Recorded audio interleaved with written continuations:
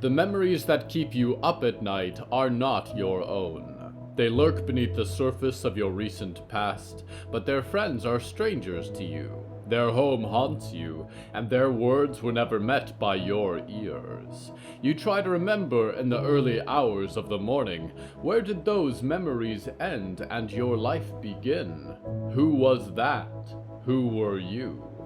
There is a bridge, you realize, between the old life and the new, long swallowed by the waves of the past, and never again will you cross it. Your name and body and spirit have changed. You are not drowning, and the memories you make today are not buried in a loathing ocean.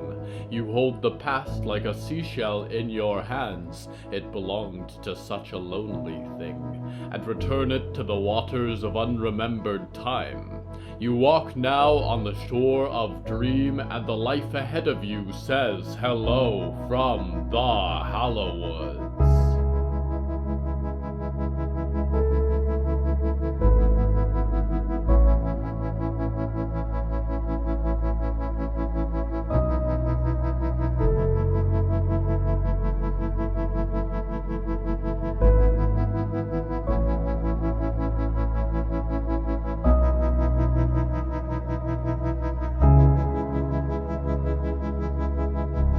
Right now, I'm hiding in a little shelf of children's books. They've kept the sick and infirmed of the Scout Post company through a decade of disease. Some that thumbed through these sweet stories never walked again from these sunlit beds, and like the fables themselves haunt those who remain. The theme of tonight's episode is memories.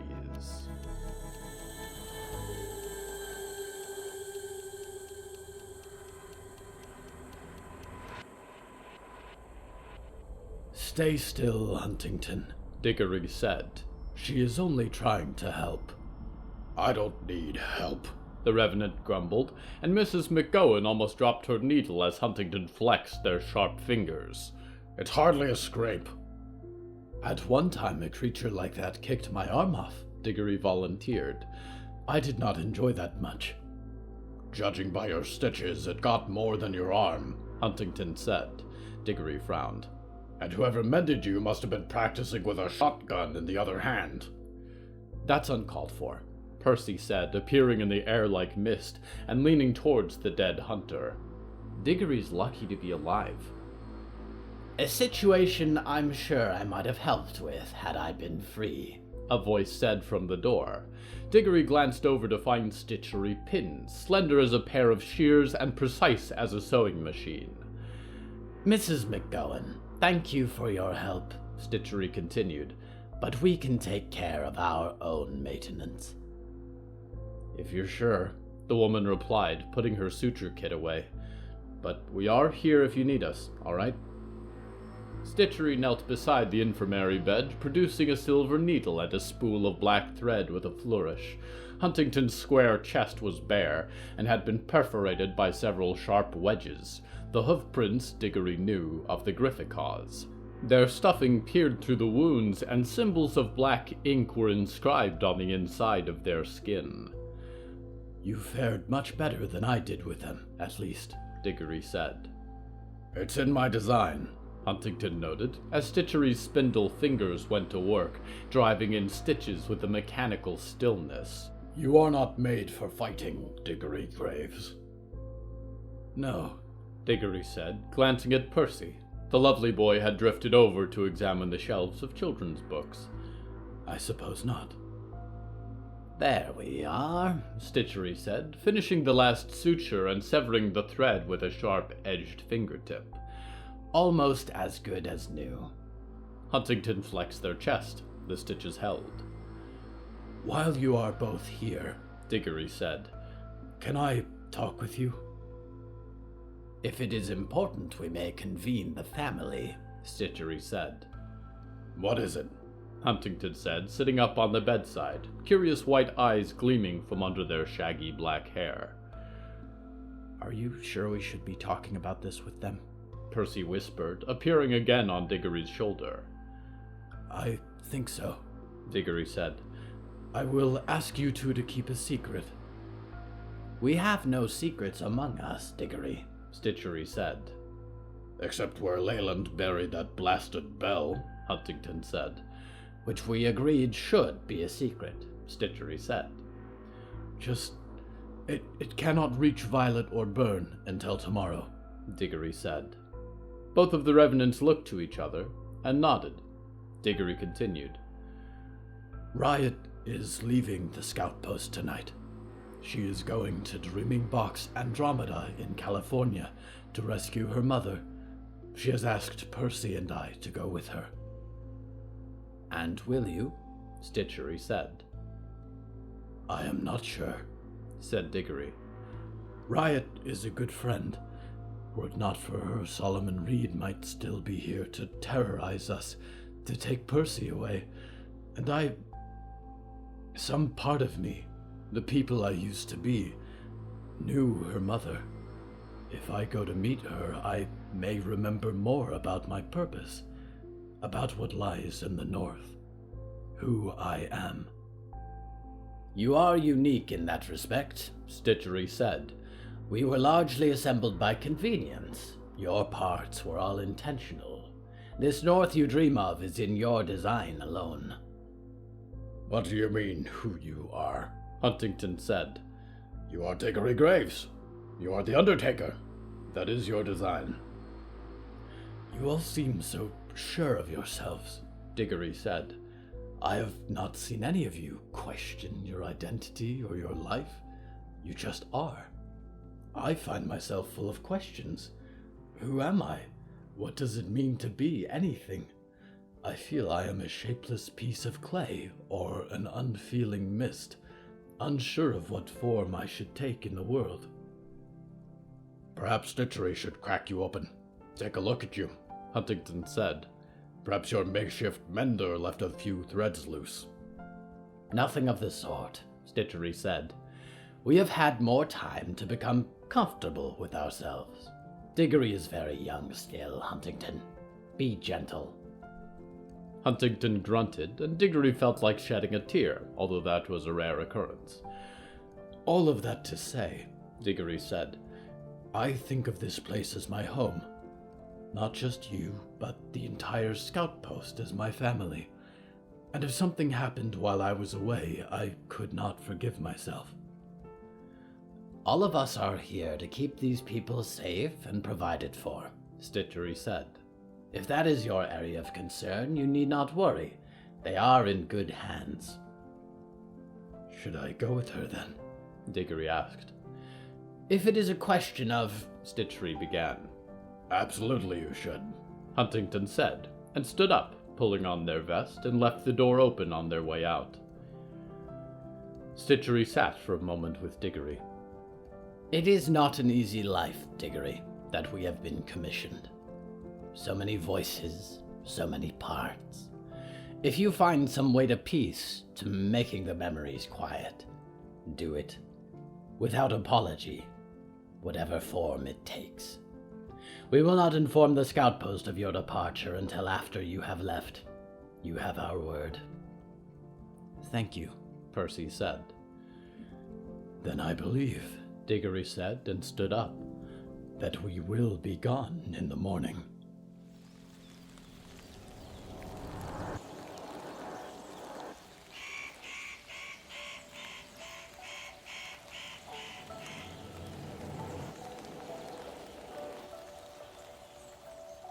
You might expect that the end of your species would cancel most holidays, but it is now more than ever that those who survive look to the past for the comfort of tradition. Even those at Fort Freedom can be bothered to celebrate their Easter and Independence Day, Christmas, and Fall Festival. The Church of the Hallowed Name, of course, has several holy days, all of which are unspeakable. Downing Hill Public Library has a reading week. The Froglands throw 2 celebrations per year, one to thank their queen for an abundance of tadpoles, and one to thank Logmalog for her blessings, if they can be so called.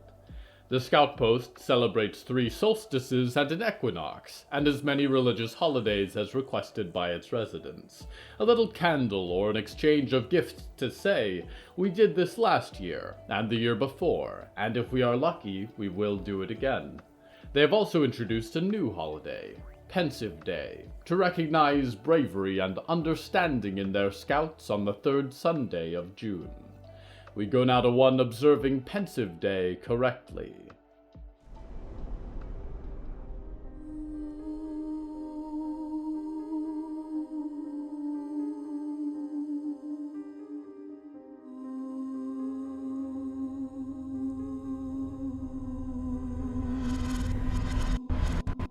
Percy Reed lay on the ceiling, hands clasped behind his head. Both the rafters and the pull of gravity itself had no influence on his body, if a little light and electricity could be called a body at all. He examined his wrist, a single loop of piano wire drifting like a spider's thread into the locket around the neck of a dark shape on the floor below. "I don't know if I'm ready," Percy said. "It feels like we just got here. It's the nicest home I've ever had, even if they don't always see me." "I know," Diggory said from the floor. Their voice was soothing, like the rumble of distant thunder or rain on a rooftop. "I have never seen a world beyond these trees, except in my memory. I do not know what to expect." "What was it you said about walking?" Percy said. "You never know where you're going, just that you go to good places. Something like that. Where do you feel like walking now?" "Something still calls me from out there," Diggory said, raising a long black finger to the door. "Hector says that the forest in the north is all wrong and full of danger, and I think this California is very far away in the wrong direction. But as long as I am with you, I never feel like I am walking away from home." Percy was quiet for a moment. He wished he could kick something, and it was a cruel sort of life that he couldn't feel his own hand passing through his chest, much less any other object.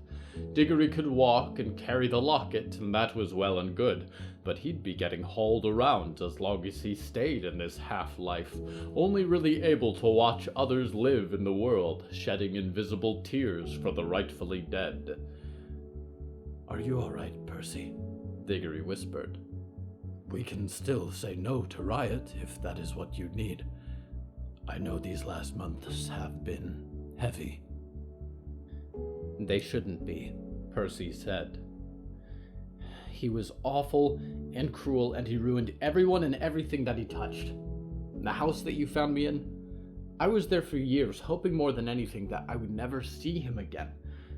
Now I never will. I should be happy." "But you are not?" "It's not like I miss him, like I want him to come back or something.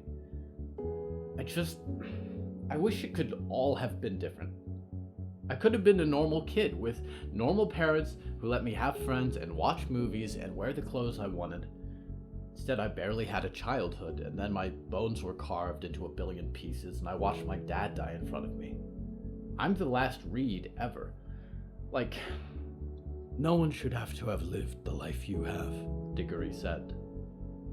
"And what was wrong with him?" Percy said, sinking from the ceiling to hover in front of the window. The night lamps of the scout post did little to outshine the stars. What if the same thing is wrong with me? He looked back to find Diggory standing beside him. They moved so quietly. "No part of you is wrong," Diggory said. "Your father was a cruel man. My maker was by all accounts a terrible woman. We do carry what they have given us. We cannot escape that. But I like to think our lives are our own. I am, at least for now, defying that destiny to go help my friends. And you, Percy, can be anything you want. I will still be here for you." I wish it was that easy, Percy thought. "Thank you, Diggory." Diggory pulled the watch from their pocket. It had been found in one of Walt's tool bags and was missing a strap. Small green hands glowed in the dark. "I believe it is time," Diggory said. "Even if we have lost our parents, we may still reunite Riot with hers." "Let's do that." Percy nodded. and looked over their little room and its charcoal pictures of badgers a last time. I'm ready. Diggory slipped out of the door without a sound, and Percy drifted behind him. The night wind felt good, a slight disturbance across the field of his body. They crossed the yard and passed the empty pit where the fire of the spring solstice had burned. There was a guard posted by the Lurch Lake barricade, and one certain to be in the lookout nest above. Diggory avoided both nicely, slipping from one shadow to the next, and Percy dimmed his light as much as possible. Riot's RV was waiting in a gravel lot among the other vehicles of the scout post. The red paint of RV Lucian and the Stone Maiden logos looked black in the moonlight. They slipped past Burns' green truck, Walter Pensive's empty hearse, and Hector's sidecar motorcycle, approaching the lightless windows. Percy could see Riot peek out from within. And with a light gust of wind, Olivier landed beside them too, a stuffed backpack on their shoulders. What is all that? Riot hissed, cracking the window open. My things, Olivier whispered. I don't know when we'll be back. What was all the stuff we packed then? Riot said. My books, Olivier said. I want to read on the drive. Jesus, Riot said and shrugged. Get in. Diggory, you good to open the gates? Diggory nodded. Of course. As Olivier stepped up into the vehicle, Percy followed Diggory over to the scout post's massive front doors. The wooden beams and metal bandings were almost 15 feet high, but the system of locking bars to keep them closed didn't seem too complicated. The mechanism shifted under Diggory's pressure, and the gates cracked open. This is it, said Percy. Goodbye, scout post, Diggory whispered. There was a deep chuckle as the RV came to life, headlights lighting up the scout post wall. That would get some attention, Percy thought, but by the time that the RV began to roll, the gates were half open. The warning bell sounded from the lookout's nest like the song of some wounded forest creature looking for its child. By that time, though, the RV was rolling quickly for the gate, and with a last push, Diggory shoved the doors open. If Percy had a heart or a throat left, they would have been together as he realized what stood on the outside. A star-filled sky and an expanse of cut trunks, and Burn standing in the center of the road with crossed arms. It was important to us as we developed the Prime Dream that the focus never strayed from our happy dreaming family. That we did not fill the emptiness with our programming, but ensured that the lived experiences of every dreamer forms and shapes the fabric of our shared dreamscape. Some of our pre-made realms are fun to adventure in and explore, such as the world of Azuria, open now, but the soul of our prime dream is born of your past. If you want to walk the streets of Chicago as it once stood, it is painted in the prime dream in 1,000 voices and perspectives, millions of dreamers sharing city blocks and cozy apartments, and sunsets and public squares in the early morning. When you walk or swim or fly into the prime dream, you become part of a much greater whole, and a part of you lives in it always.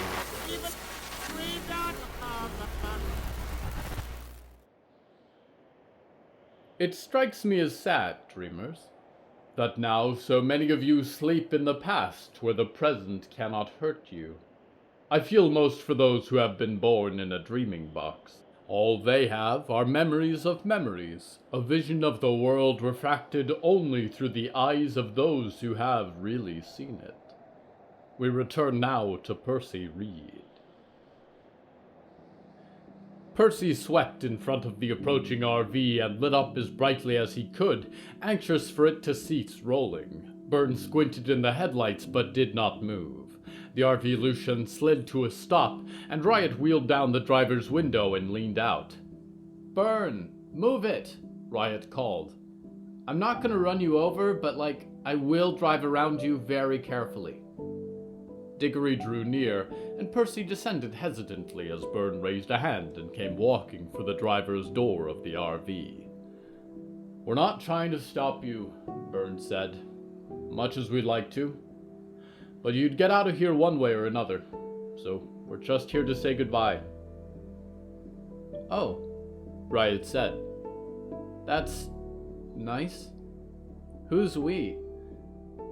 Violet walked around the corner of the wall, and there were others behind her. 6 black figures wrapped in stitch marks and carrying red jugs in each clawed hand. You said you wouldn't tell anyone. Percy said, shining in the night air. They already knew, The one named Leyland said. and we also wish to say goodbye. We're going to miss you all, Violet said. Including you, Olivier, if you're back in there somewhere.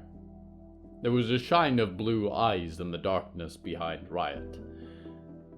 Thank you for welcoming us in here, Percy said. Both of you. I hope we'll be back soon. Wasn't any trouble, Burns said. Thank you also for my socks, Diggory said.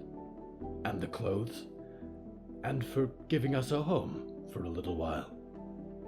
You're always welcome here, Violet said.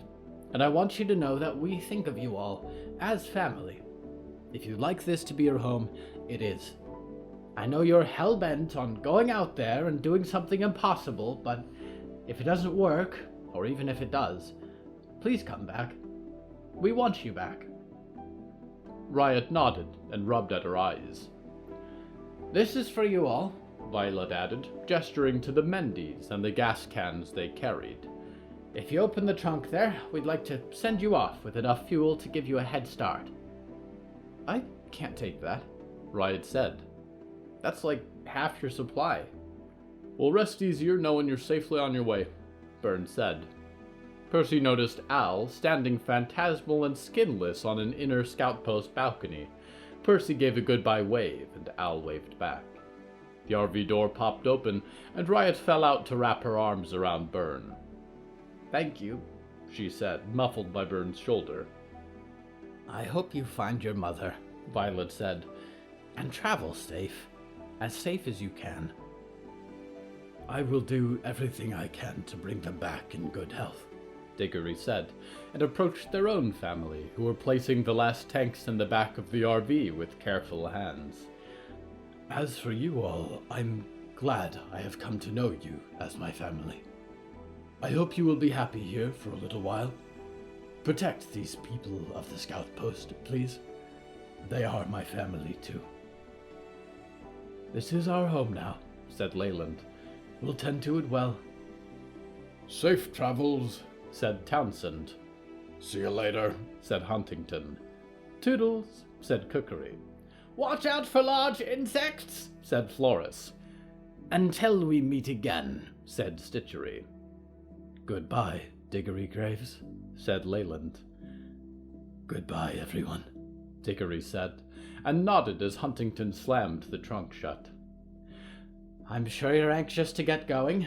Violet was saying from the front, with Riot wrapped around her. We'll be thinking of you. Which way are you headed? Burns said. Shortest route we can, Riot said. down from here, pass by Toronto, make for the border at Detroit. Cities won't be safe, said Burn. Camp outside of them when you can. Got it. Riot said, standing up straight. Vi? Burn? I've never been able to find the right words to say thank you for everything. Taking me in, keeping me in the infirmary, trying to help me get back home. And I still haven't found the right words. Maybe when I get back. But thank you. She clambered up into the RV and tugged the door shut. We'll be back, Percy said, hovering in the air above the scout post's old matrons. Diggory nodded to them both and accepted a stiff hug from Violet before stepping around the RV for the rear door. Percy did not join them inside, but sat on the roof of the vehicle, waving a final goodbye to Violet and Burn, to Al, and to the rest of the strangers who had become for him a strange family and a strange home. Then there was a roar from the RV, and it purred beneath Percy like a large beast as it tore through the scout post gates and into the expanse of the forest and the world beyond, sailing between starlit pines and into the shadows of the early morning.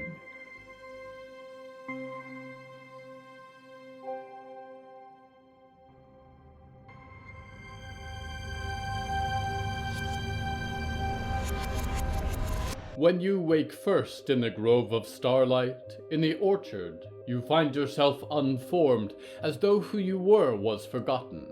To discover yourself is to remember in reverse. I entered this universe as an awakening of light and a cosmic calling. If you are human, then you are a little meat that makes a sound. For us both, it is only after we are already alive and a fair part of the way through it that we begin to ask, what do I want to be? What form do I take when I rise to the sun and walk into the world?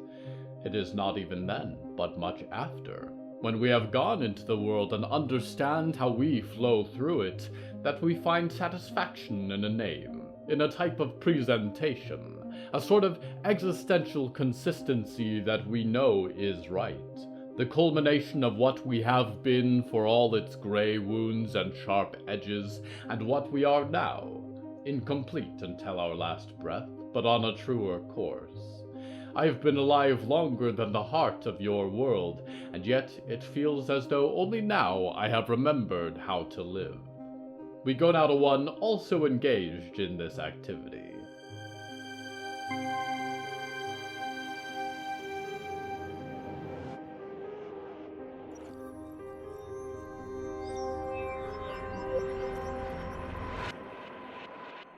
Riot was flying, and it felt good to fly.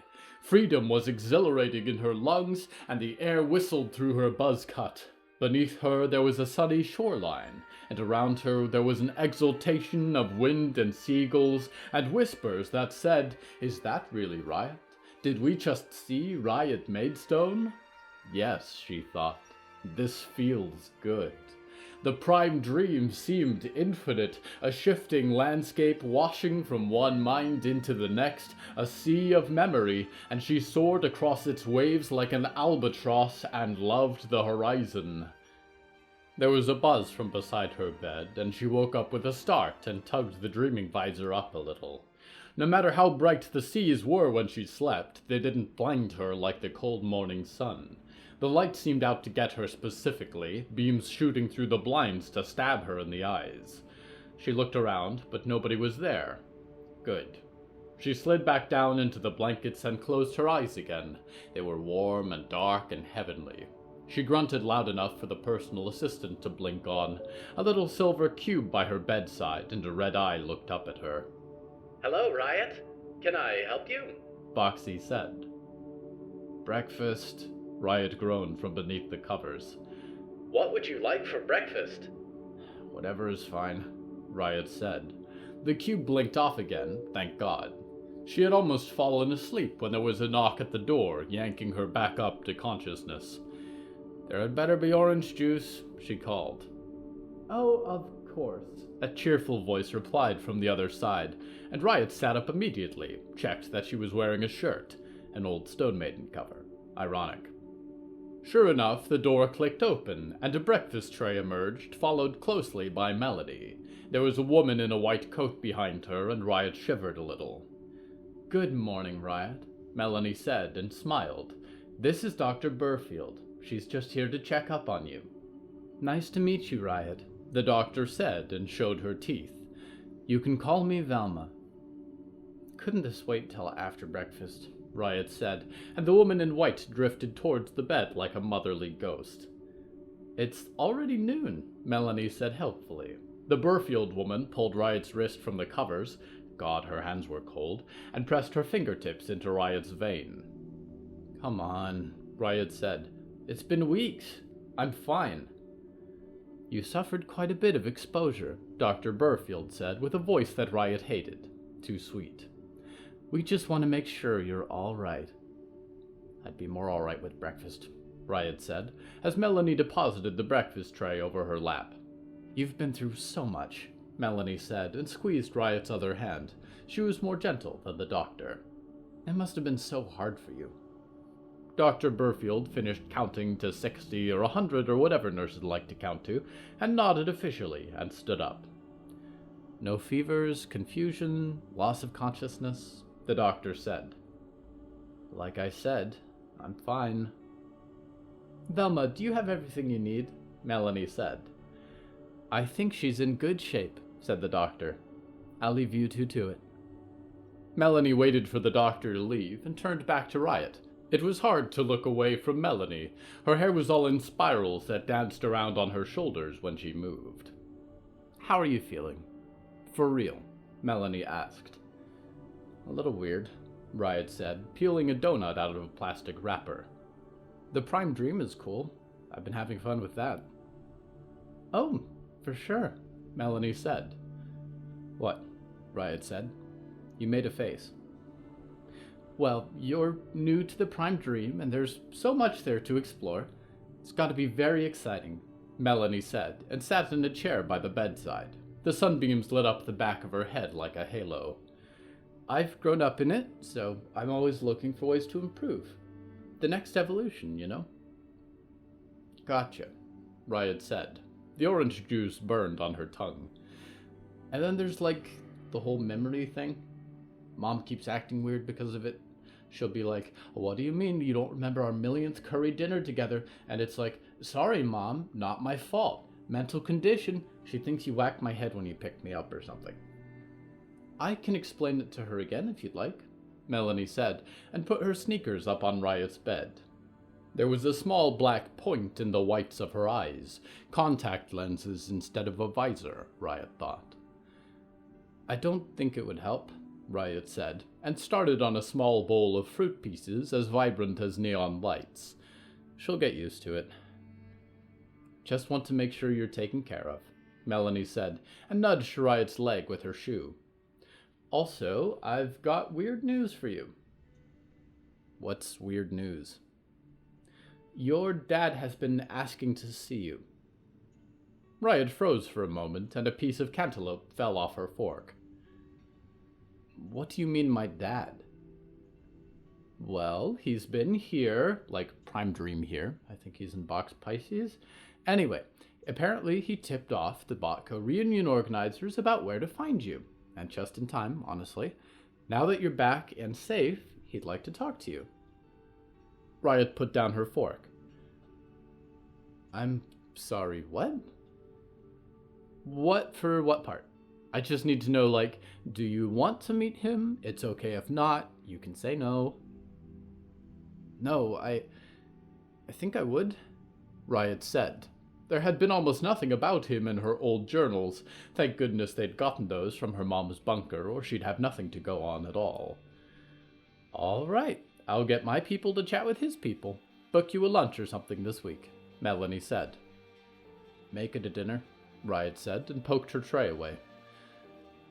I don't know anything about him. I'm sure it'll be a nice catch-up, then, Melanie said, and lifted the tray away. But if you're uncomfortable at any time, you let me know. Cool, Riot said. Can I go back to sleep now? Of course, Melanie said, and made for the door. Sleep tight now. She closed the door on her way out, and Riot turned to look at the window. Nope, still too bright. There was that buzz again. A fly landed on the piece of cantaloupe beneath the edge of the bed. She watched it rub its little hands together for a moment, and then slipped down beneath the covers again, and fished for her dreaming visor. There was darkness, and then a million colors. Riot smiled, and fell asleep.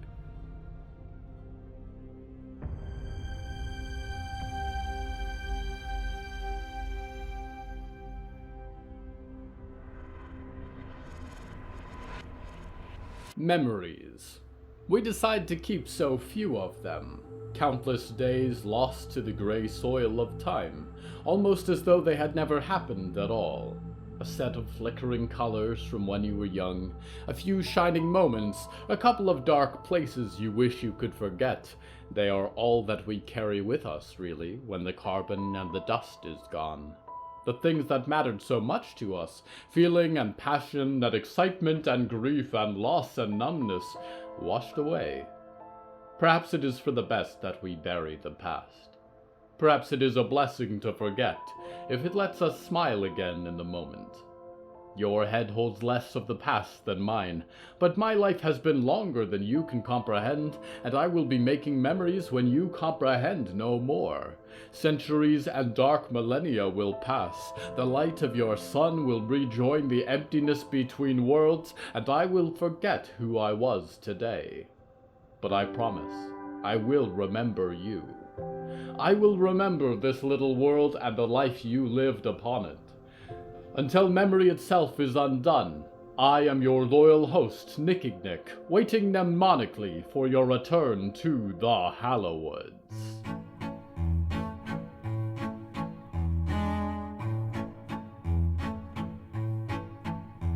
Hello from the Hallowoods is written and produced by William A. Wellman. Hello, that's me.